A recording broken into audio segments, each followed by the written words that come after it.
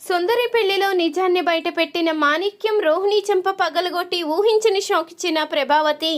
అసలు ఇదంతా ఎలా జరిగింది తెలుసుకోవాలి అనుకుంటే వీడియోని చివరి వరకు స్కిప్ చేయకుండా చూసేయండి. వీడియో గనుక నచ్చితే తప్పకుండా ఒక్క లైక్ చేయండి.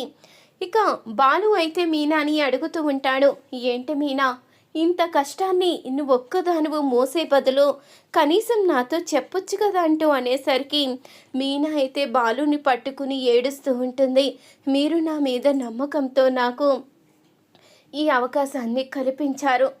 నేనేమో ఇలా ఓడిపోయాను అని తెలిస్తే మీరు తట్టుకోలేరని మీకు నా బాధను చెప్పి మిమ్మల్ని కూడా బాధ పెట్టడం ఇష్టం లేక నేను మీకు చెప్పలేకపోయాను అంటూ మీనా అయితే కన్నీళ్లు పెట్టుకుంటూ ఏడుస్తూ ఉంటుంది. చూడు మీనా, నేను నీకు తోడున్నాను. నీకు ఏ సమస్య వచ్చినా అది ఎదుర్కోవడానికి నేను సిద్ధంగా ఉంటాను. ఇలాంటి వాటిల్లో ఇలాంటి మోసగాళ్ళు సహజమే. మనం తెలివిగా ముందుకు వెళ్ళకపోతే మనల్ని మాత్రం అనగదొక్కాలనే చూస్తారు. నువ్వు ఎప్పుడు కూడా ఇలాంటి పని చేయకు. ఏదేమైనా సరే, ఏం జరిగినా సరే నాతో చెప్పడానికి నువ్వు భయపడొద్దు అంటూ బాలు అయితే చెప్తూ ఉంటాడు. అప్పుడిక మీనా అయితే, సరేనండి, ఇప్పుడు నాకు చాలా సంతోషంగా ఉంది. అసలు ఈ సమస్యను ఎలా ఎదుర్కోవాలో కూడా అర్థం కాలేదు. మీరు గనక నాకు తోడుగా లేకపోతే ఏమైపోయేదాన్నో అంటూ మీనా అయితే చాలా బాధపడుతూ ఉంటుంది.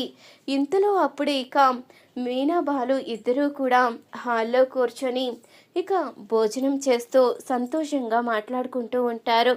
అది చూసిన ప్రభావతి అయితే, ఇదేంటి, నిన్నటిదాకా ఏడుస్తూ ఉంది కదా, ఈరోజేంటి ఇంత సంతోషంగా నవ్వుతూ మాట్లాడేస్తుంది, ఇంతలోనే ఏం జరిగింది? ఆ చింతామనేమో మీనా ఇంకెప్పుడు ఏడుస్తూనే ఉంటుంది, ఇక ఇంట్లోనే పడి ఉంటుంది అని చెప్పింది.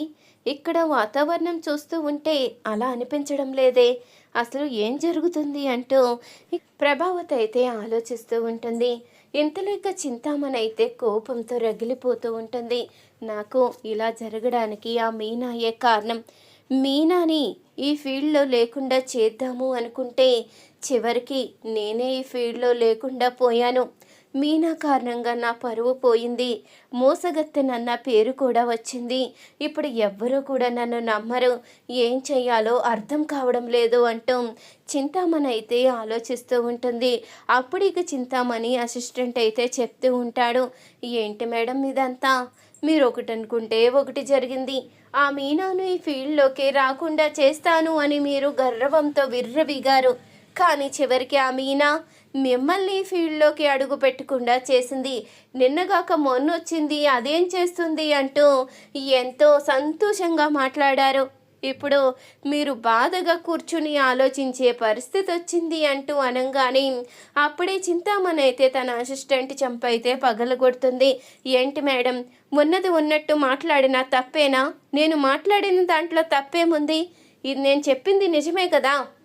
మీరు ఆ మీనాని అసలు ఇంట్లోంచి బయటే అడుగు పెట్టకుండా చేస్తాను అన్నారు, కానీ ఆ మీనాయే మిమ్మల్ని ఊహించని దెబ్బ కొట్టింది అంటూ ఇక అనంగాని, నేను చూస్తాన్రా, ఇలా ఎన్ని రోజులు సాగుతుందో నేను చూస్తాను. నాకు అవకాశం రాకపోదు, అవకాశం వచ్చినప్పుడు నేను కూడా దాన్ని ఉపయోగిస్తాను. ఆ మీనాకి ఊహించని దెబ్బ కొడతాను అంటూ చింతామణి అయితే చెప్తూ ఉంటుంది. అప్పుడే అసిస్టెంట్ అయితే తన మనసులో అనుకుంటూ ఉంటాడు, ఏడ్చారు, మీరు ఏమీ చెయ్యలేరు. ఆ మీనాని దెబ్బ కొట్టడం కాదు కదా, కనీసం తన వైపు కూడా చూడలేరు. ఎందుకంటే ఆ మీనాకి తన భర్త బాలు అండగా ఉన్నాడు. వాళ్ళిద్దరూ ఒకరి కోసం ఒకరు పుట్టినట్టున్నారు. వాళ్ళిద్దరినీ చూస్తూ ఉంటే ఒకరికి కష్టం వస్తే ఒకరు ఎదుర్కొనేలా ఉన్నారు. అలాంటి వాళ్ళు కలిసి ఉన్నప్పుడు మీరు మాత్రం ఏమీ చెయ్యలేరు. మీరు ఇలా లోకువల్ని చెంపదెబ్బలు కొట్టడం తప్ప వాళ్ళని మాత్రం ఎట్టి పరిస్థితుల్లో ఏమీ చెయ్యలేరు అంటూ అసిస్టెంట్ అయితే తన మనసులో అనుకుంటూ ఉంటాడు. మరొక వైపు ఇక మరుసటి రోజు ఉదయాన్నే మీనాకైతే ఫోన్ వస్తుంది, డెకరేషన్ ఆర్డర్ ఉంది అని. అప్పుడు ఇక మీనా అయితే చెప్తూ ఉంటుంది, ఖచ్చితంగా చేస్తాను అని. అది విన్న ప్రభావతి అయితే, ఇదేంటి, ఇంకెప్పుడు డెకరేషన్ ఆర్డరే తీసుకోదు అనే చింతామణి చెప్పింది. ఇది చూస్తే ఇంత సంతోషంగా ఆర్డర్స్ ఒప్పుకుంటుందేంటి అసలు ఏం జరిగిందో అర్థం కావడం లేదు అంటూ ప్రభావతి అయితే ఆలోచిస్తూ ఉండంగా ఇంతలో సత్యమైతే అమ్మా మీనా ఇప్పటికి నిన్ను చూస్తే మనసు ప్రశాంతంగా ఉందమ్మా. నిన్న మొన్న కూడా నువ్వు అలా దిగులుగా ఉండడం చూసి అసలు ఏమైందో తెలియలేదు. నువ్వు నీ బాధ చెప్పుకోవడం లేదు. ఏం జరిగిందో ఏం కష్టం వచ్చిందో నువ్వెందుకు బాధపడుతున్నావో అర్థం కాక చాలా సతమతం అయిపోయానమ్మా.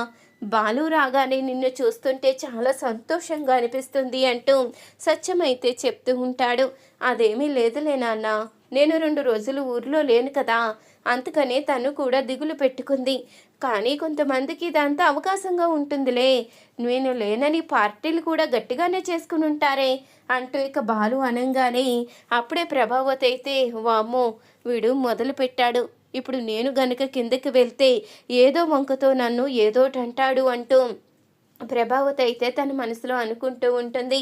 ఇంతలో అప్పుడే శృతి అయితే వస్తుంది. అవును బాలు, కొంతమంది చాలా సంతోషంగా కడుపు నిండా తిన్నాము అంటూ అన్ని ఐటమ్స్ తెప్పించుకొని ఎంతో సంతోషంగా పార్టీ చేసుకున్నారు.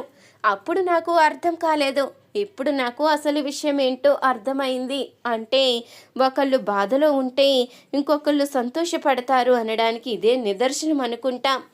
మొన్నే అంకుల్ చెప్పారు పైచాచిక ఆనందం అని, ఆ ఆనందం ఏంటో ఇప్పుడు కల్లారా చూశాను అంటూ ఇక శృతి అయితే చెప్పంగానే అవును డబ్బున్నమ్మా, చాలా కరెక్ట్గా చెప్పావు. కొంతమందికి ఆ పైచాచిక ఆనందం బాగా ఎక్కువ ఉంటుంది. ఎవరైనా ఏడిస్తే చూస్తూ సంతోషపడుతూ ఉంటారు. వాళ్ళు గనక సంతోషంగా ఏదైనా చేసుకుంటూ ఉంటే వీళ్ళు మాత్రం బాధతో ఏడుస్తూ ఉంటారు. కొంతమంది ప్రవర్తన అలాగే ఉంటుంది. అందులోకి మనకి ఈ విషయాలు కళ్ళారా చూస్తాం కాబట్టి ఖచ్చితంగా తెలుస్తూనే ఉంటుంది అంటూ బాలు కూడా చెప్తూ ఉంటాడు. అవును బాలు, ఏ విషయమైనా తెలుసుకోవాలి అనుకుంటే మన ఇంట్లోనే సరిపోతుంది, బయట వరకు వెళ్ళి తెలుసుకోవాల్సిన అవసరమే లేదు అంటూ శృతి అయితే చెప్తూ ఉంటుంది. ఇంతలో అప్పుడే రోహిణి అయితే వస్తుంది. ఏంటత్తయ్య, అసలు ఏం జరుగుతుంది? వాళ్ళు అంత సంతోషంగా మన గురించే వెటకారం ఆడుకు మాట్లాడుతున్నట్టు అనిపిస్తుంది, వాళ్ళు మనల్ని అన్నట్టు అనిపిస్తుంది అంటూ అనంగానే అన్నట్టు అనిపించడం ఏంటి, వాళ్ళనేది మనల్ని. మొన్న అంత సంతోషంగా పార్టీ చేసుకున్నాం కదా, అందుకు ఈ శృతి కావాలనే దెప్పి పొడుస్తుంది. ఆ విషయం ఆ బాలుగాడితో చెప్పుంటారు, ఆ బాలు కూడా కావాలనే దెప్పి పొడుస్తున్నాడు అంటూ అనంగానే అవును, కానీ మీనా మీరు ఏది చెయ్యదు అన్నారు కదా, మరి తనేంటి అంత సంతోషంగా మళ్ళీ ఆర్డర్స్ అన్నీ తీసుకుంటుంది అంటూ అనంగానే ఏమో నాకు మాత్రం ఏం తెలుసు, ఆ చింతామణి ఏదో చెప్పింది, నేను కూడా అది గుడ్డిగా నమ్మి ఎంతో సంతోషంగా పార్టీ చేసుకున్నాను. ఇప్పుడు అదంతా తలుచుకుంటూ ఉంటేనే నాకు బాధగా అనిపిస్తుంది అంటూ ఇక ప్రభావతి అయితే చెప్తూ ఉంటుంది. ఇంతలో ఇక మరుసటి రోజు ఉదయాన్నే రంగా కామాక్షి ఇద్దరూ కూడా ఇక ప్రభావతి ఇంటికి అయితే వస్తారు. అప్పుడే ఇక సత్యమైతే ఎంతో సంతోషంగా మాట్లాడుతూ ఉంటాడు. ఎల్లుండి సుందరి పెళ్ళి, అది మీకు తెలిసిన విషయమే కదా, అన్ని పనులు మీరే దగ్గరుండి చూసుకోవాలి అంటూ అనంగానే మేము దగ్గర లేకుండా ఎలా పెళ్లి చేద్దాము అనుకున్నావు, అన్నీ మేమే చూసుకుంటాము అంటూ సత్యమైతే చెప్తూ ఉంటాడు. ఇంతలో బాలు మీనా ఇద్దరూ కూడా వస్తారు. అప్పుడు ఇక రంగా అయితే ఒరే బాలు, నువ్వు మీనా కూడా ప్రతి విషయంలో ఎంతో చక్కగా అన్నీ చేస్తూ ఉంటారు, మీరు దగ్గరుండి మీ చేత్తో సుందరి పెళ్ళి జరిపించాలి, అన్ని విషయాలు కూడా మీరే చూసుకోవాలిరా అంటూ అనంగానే నువ్వేమీ కంగారు పడకు మామా, అన్నీ నేను చూసుకుంటాను కదా, పూల డెకరేషన్ మండపం డెకరేషన్లు అన్నీ కూడా మీనా చూసుకుంటుంది, మిగతావన్నీ కూడా నేను చూసుకుంటాను, ఇక మేకప్ ఇవన్నీ కూడా మా పార్లర్ ముందు కదా తను ఫ్రీగానే చేస్తుందిలే, మెటీరియల్ ఖర్చు ఇస్తే మాత్రం సరిపోతుంది అంటూ బాలు అనంగానే అప్పుడే వచ్చిన రోహిణి అయితే అనుకుంటూ ఉంటుంది, ఈ బాలు ఒకడు తను ఫ్రీ సర్వీస్ చేసిందే కాకుండా నన్ను కూడా ఫ్రీగా సర్వీస్ చేయమంటాడు, ఇలాగైతే ఇక నేను ముందుకు వెళ్ళినట్టే, కేవలం మెటీరియల్కి తీసుకోవాలంట, లేకపోతే మెటీరియల్కి కూడా నా చేతే పెట్టించవలసింది, ఇంకా ఫ్రీ సర్వీస్ అవును కదా అంటూ రోహిణి అయితే తన మనసులో అనుకుంటూ ఉంటుంది. అప్పుడు ఇక కామాక్షి అయితే అమ్మా రోహిణి, నువ్వు ఫ్రీగా చేయవలసిన అవసరం ఏమీ లేదులేమ్మా, బాలు మీనా అయితే అవన్నీ పట్టించుకోరు, కానీ నువ్వు కాస్త మా ప్రభావతి టైపే కదా, నువ్వు ఆలోచిస్తావని నాకు తెలుసు, నీకు అవే జీతం నీకు ఇచ్చేస్తాను. కాకపోతే నన్ను కూడా అందంగా ముస్తాబు చెయ్యాలి అంటూ కామాక్షి అయితే అంటూ ఉంటుంది. అప్పుడు ఇక రోహిణి అయితే ఇదేంటి, నా మనసులో అనుకున్న మాట ఎలా తెలిసిపోయింది అంటూ అనుకుంటూ ఉంటుంది రోహిణి.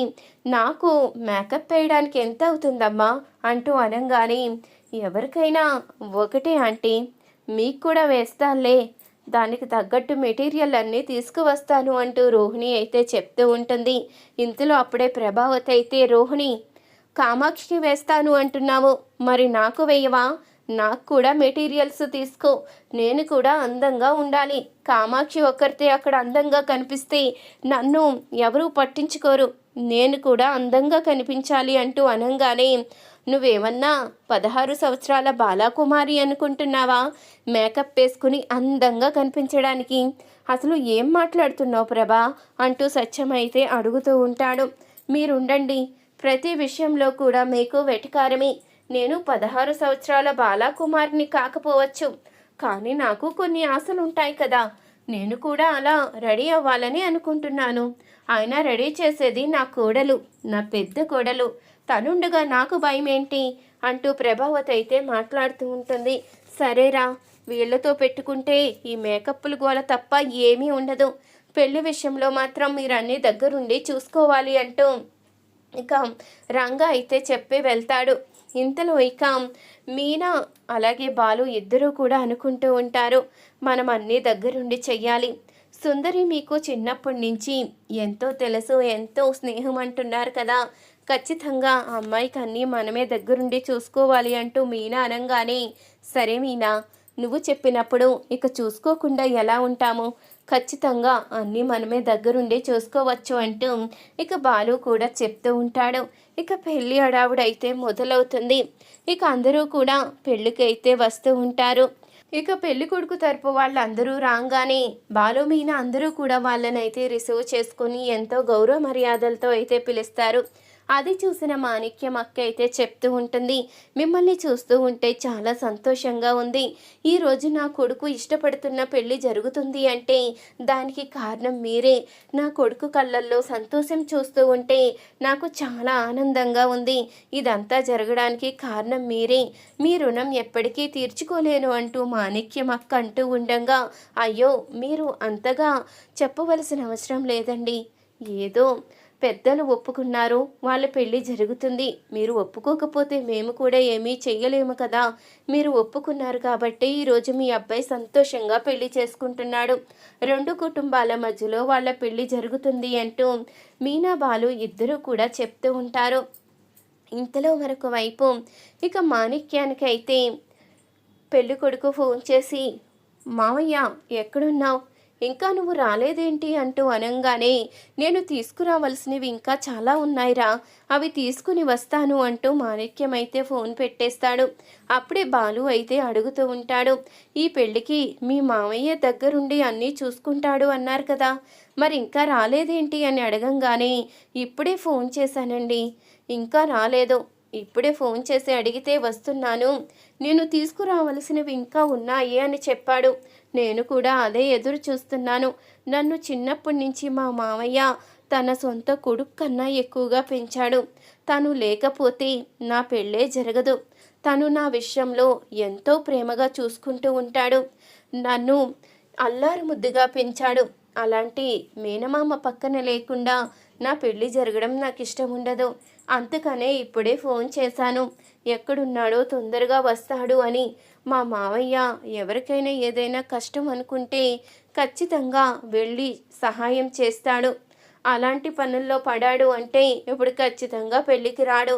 అందుకనే ముందే ఫోన్ చేసి చెప్పాను అంటూ ఇక పెళ్ళి కొడుకు అంటూ ఉండగా అప్పుడే బాలు అయితే చాలా మంచి వ్యక్తి అనుకుంటా, ఎవరికైనా సహాయం కావాలంటే ఖచ్చితంగా చేస్తాడేమో అంటూ అనంగానే, అవును, మా మావయ్య ఖచ్చితంగా సహాయం చేస్తూనే ఉంటాడు. అందరూ కూడా అందుకే మటన్ కొట్టు మాణిక్యం అంటే గొప్పవాడని అందరూ కూడా పొగుడుతూ ఉంటారు అంటూ ఇక పెళ్ళికొడుకు అయితే చెప్పంగానే అప్పుడు ఇక బాలు అయితే ఆ వ్యక్తిని ఎవరినో ఖచ్చితంగా కలుసుకుని తీరవలసిందే, ఆ వ్యక్తి ఎవరో తెలుసుకోవలసిందే అంటూ బాలు అయితే అనుకుంటూ ఉంటాడు. ఇక పెళ్లి ఏర్పాట్లు అయితే జరుగుతాయి. ఇక పెళ్లి ముహూర్తానికి అయితే టైం అవుతుంది. అప్పటికి ఇక మాణిక్యం రాకపోవడంతో మాణిక్యం అక్క కూడా కంగారు పడుతూ ఉంటుంది. ఇంతలో రంగా అయితే అప్పుడే వస్తాడు. ఏంటండి, ఎంతో హడావిడి చేస్తూ అన్నీ చక్కబెట్టినా మాణిక్యం గారు ఇంకా రాలేదేంటి అంటూ అనంగానే, మేము కూడా మా తమ్ముడు కోసమే చూస్తున్నాము. మా తమ్ముడు మా విషయంలో ఎంతో శ్రద్ధ చూపిస్తాడు, అన్నీ దగ్గరుండి చేస్తాడు. వాడు ఇంకా రాలేదేంటి? మేనల్లుడు పెళ్ళంటే వాడు ముందే ఉంటాడు కదా, ఇంకా ఎందుకు రాలేదా అని ఎదురు చూస్తున్నామంటూ వాళ్ళైతే అనేసరికి అప్పుడు ఇంతలో మాణిక్యం అయితే ఎంట్రీ ఇస్తాడు. ఇక మాణిక్యం లోపలికి రాగానే మాణిక్యాన్ని చూసి ప్రభావతి, సత్యం, బాలు అందరూ కూడా షాక్ అయి చూస్తూ ఉంటారు. అప్పుడు ఇక మాణిక్యం కూడా వీళ్ళని చూసి ఒక్కసారిగా షాక్ అవుతాడు. ఇంతలో మాణిక్యం అక్క అయితే, ఏంట్రా ఇంత టైం పట్టింది? ఇదిగో అండి మా తమ్ముడు, ఇందాక నుంచి మీరు అడుగుతున్నారు కదా అంత గొప్ప వ్యక్తిని కలుసుకోవాలని, వీడే ఆ గొప్ప వ్యక్తి అంటూ అనేసరికి అప్పుడే బాలు అయితే, అవునండి చాలా గొప్పవాడు, దండేసి దండం పెట్టాలి, ముందు ఆ దండెలాగివ్వండి అంటూ మాణిక్యం మెడలో దండేసి, మేకమామ నువ్వు చాలా గొప్పవాడివి మేకమామ, నువ్వు పార్లలమ్మ తరపున నటించావు, ఇక్కడే నటిస్తున్నావో నాకు అర్థం కావడం లేదు, దుబాయ్ నుంచి ఎప్పుడు వచ్చావు పార్లలమ్మ తరపున అంటూ అడుగుతూ ఉండంగా, నేను నేను అంటూ కంగారు పడుతూ ఉంటాడు. మాణిక్యమైతే, ఏంటి మేకమామ అంత కంగారు పడుతున్నావు అంటూ అనేసరికి ఇక ప్రభావతి అయితే అప్పుడే నిలదీస్తుంది. నిజం చెప్పు, నువ్వు దుబాయ్లో కదా ఉండాలి, నువ్వు ఈ పెళ్లి కొడుకు మేనమామ అంటున్నారేంటి? అసలు నీకు వీళ్ళకి సంబంధం ఏంటి? నువ్వు రోహిణి మేనమామది కదా అంటూ అడుగుతూ ఉంటుంది ప్రభావతి. అప్పుడు ఇక మాణిక్యం అక్క కూడా అడుగుతూ ఉంటుంది, ఏంట్రా వాళ్ళు మాట్లాడేది? అసలు వాళ్ళు ఏమంటున్నారో నాకు అర్థం కావడం లేదు, అసలు ఏం జరుగుతుందో నిజం చెప్పరా? నువ్వు దుబాయ్ నుంచి రావడమేంటి? వాళ్ళ కోడలికి మేనమామ అంటున్నారేంటి? నీకు నేను ఒక్కగానొక్క అక్కని, నాకున్నది ఒక్కగానొక్క కొడుకు, మరి అలాంటప్పుడు నీకు మేనగోడలు ఎలా వస్తుంది అంటూ అనంగానే అప్పుడిక మాణిక్యం అయితే అందరూ నిలదీసేసరికి నిజాన్నైతే బయట పెట్టేస్తాడు. దయచేసి నన్ను క్షమించండి, నాకు రోహిణికి ఎలాంటి సంబంధం లేదు, తను నా మేనకోడలు కూడా కాదు, నేను మటన్ కొట్టు మాణిక్యాన్ని, నేనేదో మటన్ అమ్ముకుంటూ గొప్ప పేరు సంపాదించుకున్నాను, నేనిచ్చే దాంట్లో కల్తీ ఉండదని అందరూ కూడా నమ్మకంగా తీసుకుంటూ ఉంటారు, ఆ వీధిలో మొత్తం నాకు గొప్ప పేరుంది, కానీ మీ రోహిణియే నన్ను నటించమని బ్రతిమలాడడంతో ఒక ఆడపిల్ల సహాయం అడిగినప్పుడు తప్పకుండా చెయ్యాలని ఏదో సహాయం చేశాను తప్ప దీంట్లో నా స్వార్థం ఎలాంటిది లేదు, తనకి నాకు ఎలాంటి సంబంధం లేదు, తనకి తండ్రే లేడు, కావాలని నాటకమాడి దుబాయి అది ఇది అంటూ ఇవన్నీ చేసింది అంటూ మాణిక్యం అయితే నిజాన్ని బయట పెట్టేస్తాడు. ఆ నిజం తెలుసుకున్న ప్రభావతి ఒక్కసారిగా షాక్ అవుతుంది. అంటే దుబాయ్ ఆస్తులు ఏమీ లేవా? కావాలనే రోహిణి నాటకమాడిందా? కోర్టు కేసు గెలిస్తే ఏదో ఒక రోజు నా కొడుక్కి ఆస్తులు వస్తాయి అనుకున్నాను, కానీ రోహిణి ఇంత మోసం చేస్తుందా అంటూ ఇక ప్రభావతి అయితే రోహిణిని పిలుస్తుంది. ఇక మాణిక్యాన్ని చూసిన రోహిణి ఒక్కసారిగా షాక్ అవుతుంది. ఏంటి ఇక్కడికి వచ్చావేంటి మావయ్య అంటూ అడుగుతూ ఉండగా, అమ్మా రోహిణి, నిజాలన్నీ బయటపడిపోయాయి, నువ్వింకా నటించవలసిన అవసరం లేదు, తనకి నీకు ఎలాంటి సంబంధం లేదని కూడా తెలుసుకున్నాను, అలాంటప్పుడు ఎలా నటించగలుగుతున్నావు అంటూ రోహిణి చెంపైతే పగలగొడుతుంది ప్రభావతి. ఇన్ని రోజులు ఇంత మోసం చేస్తావా? నువ్వు ఇన్ని కుట్రలు చేస్తావని అస్సలు అనుకోలేదు, నువ్వు ధనవంతురాలువని కోటీశ్వరురాలువని నిన్ను నెత్తిన పెట్టుకున్నాను, నిన్ను పెద్ద కోడలుగా ఎంతో హుందాగా చూశాను, అలాంటి నువ్వు ఇంత మోసగత్తవని అస్సలు అనుకోలేదు, నీకు నా ఇంటికి ఎలాంటి సంబంధం లేదు, నువ్వు నా ఇంట్లో ఉండవలసిన అవసరమే లేదు, నన్ను ఇంత మోసం చేసిన నువ్వు నా ఇంట్లో మళ్ళీ కాలు పెడితే కాళ్ళు ఎరక్కొడతాను, నీకు నా కొడుక్కి ఎలాంటి సంబంధం లేదు, నువ్వు ఇక్కడి నుంచి వెళ్ళిపోవచ్చు. నిన్ను చూస్తుంటేనే అసహ్యం వేస్తుంది. ఇంతగా మోసం చేస్తావా? నువ్వింత దుర్మార్గురాలివని అస్సలు అనుకోలేదు అంటూ ప్రభావతి అయితే రోహిణిని మెడపట్టుకుని బయటకైతే గెంటేస్తుంది. చూసారు కదా ఫ్రెండ్స్, ఈ వీడియో కనుక నచ్చితే తప్పకుండా ఒక్క లైక్ చేయండి. అలాగే వీడియో కిందున్న హైప్ మీద క్లిక్ చేయండి.